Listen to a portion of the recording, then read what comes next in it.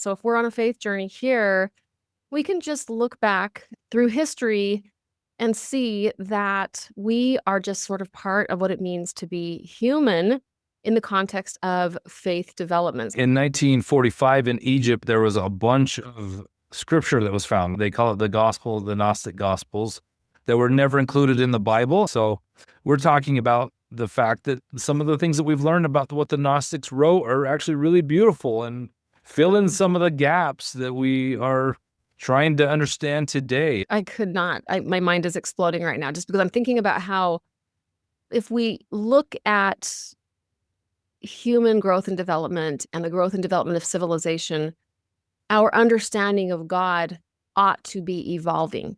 Oh. I think what they're pressuring the bishops of the church is that maybe your version of God isn't serving us anymore, because I think early stage faith God is more of a magical, mythical kind of character. And what they're discovering is a deeper, richer God that is actually more consonant with people who are in deeper stages of spiritual development. If you're going to be a Christian, you cannot believe in evolution. You cannot believe in science. We can look at evolution actually as the unfolding of God. It doesn't mean that we don't believe in God. It means that we believe actually in the evolution of consciousness. And that's what evolution is actually manifesting. That's a great way of putting it. There's this kind of, it's a threat, right? A threat to loss of control, a threat to cohesion, all these different things. The idea being, let's just silence all the podcasters and the psychotherapists and the thought leaders because they're making things complicated for us. There is an entire wing of the LDS Church right now in that camp, like tens of thousands of people moving in the camp of the church is not rigid enough. To stamp out heresy, Tertullian says church leaders must not allow people to ask questions, for it is questions that make people heretics. Above all, questions like these: whence comes evil?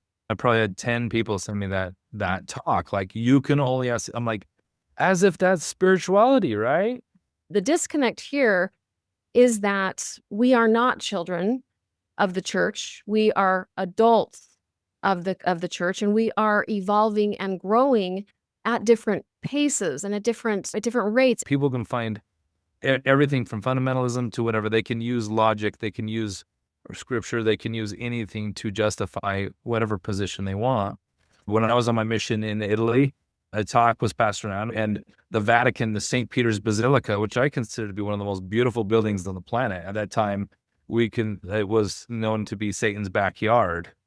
I care deeply about this church. I'm serving a unique population that is underserved. I'm trying to save marriages. I'm trying to save Mormon families. I'm trying to create a space for people to be in different stages of their own faith development. Rather than confront the shadow in our own heart and realize the person I hate, I probably hate them because they are me in some one way or the other. The way we are looking at women's issues, the way we are looking at LGBTQ issues, the way we are dealing with abuse, it's harming people, it's hurting people, and I don't think you want people to be hurt. I'm not going to just defer to your authority because I have the authority of my conscience to say someone here has to speak on behalf of those without a voice that are getting hurt because of their loyalty and their faith in this church. I think to be able to stand, it literally is what Jesus, when we say we're trying to be like Jesus, he literally is in the middle of his own community going, I'm boots on the ground here. I think it's embedded in our DNA to be able to experience the divine in ways that buck the system. Is it possible, do you think, for an early stage faith system to see its own value in cultivating complexity in people so that it essentially works itself out of a job from the perspective of control? Conservatives don't age well. Progressives do. If you're going to be a bridge, you're going to get walked on by both sides.